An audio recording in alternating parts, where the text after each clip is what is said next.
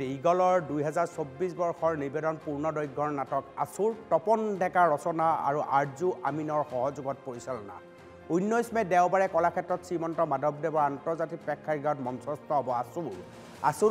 আছুৰত অভিনয় কৰিব নপুৰণি কেইবাগৰাকীও আগশাৰী নাট্যশিল্পীয়ে নাট্যানুষ্ঠানৰ লগতে প্ৰদান কৰা হ'ব ইগল বঁটা 2024 এইবাৰ ইগল বঁটা প্ৰাপকসকল হ'ল কবি নীলিম কুমাৰ ইগল জীৱনজোৰা সাধনা বঁটা প্ৰদান কৰা হ'ব অভিনেত্ৰী মলয়া গোস্বামীক ইগল জীৱনদায়িনী বঁটা প্ৰদান কৰা হ'ব ডাক্তৰ শশাংক কুমাৰ বৰুৱাক আৰু জ্ঞানদায়িনী বঁটা প্ৰদান কৰা হ'ব ডক্টৰ ৰঞ্জিত ডেকাক ইগল বিনোদন বঁটা ৰাণী বৰদলৈ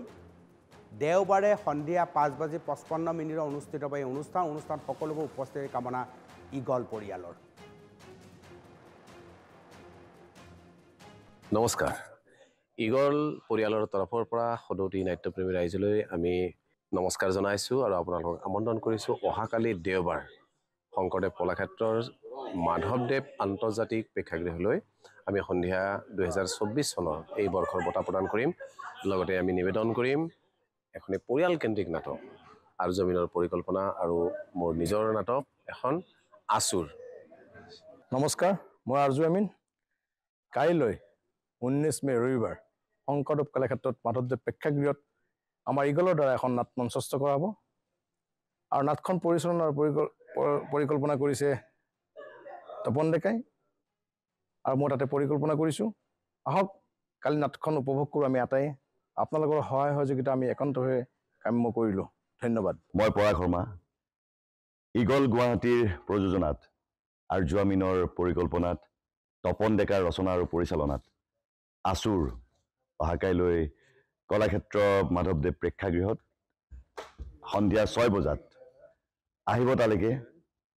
তাত এটা চৰিত্ৰ মই অভিনয় কৰিছোঁ গতিকে সকলোকে লগ পাম বুলি আশা কৰিলোঁ। নমস্কাৰ মই নিৰমন শৰ্মা ইগল গুৱাহাটীৰ সৌজন্যত কাইলৈ অৰ্থাৎ ৰবিবাৰ 19 মে তাৰিখে অনুষ্ঠিত কৰিবলৈ লোৱা হৈছে ইগল বঁটা প্ৰদান অনুষ্ঠান য'ত আমি সকলোৱে মিলি পেলাই এখনি নাট মঞ্চস্থ কৰিবলৈ মন কৰিছোঁ যি নাটখনিৰ ৰচনা আৰু পৰিচালনা হৈছে তপন ডেকাৰ। নমস্কাৰ মই প্ৰণালী শৰ্মা আমি এখন নাটক কৰি আছোঁ ইগলৰ তৰফৰ পৰা কৰি আছোঁ পৰিকল্পনা কৰিছে আৰজু আমিনে আৰু ৰচনা কৰিছে তপন ডেকা আৰু তপন ডেকাই পৰিচালনাও কৰিছে।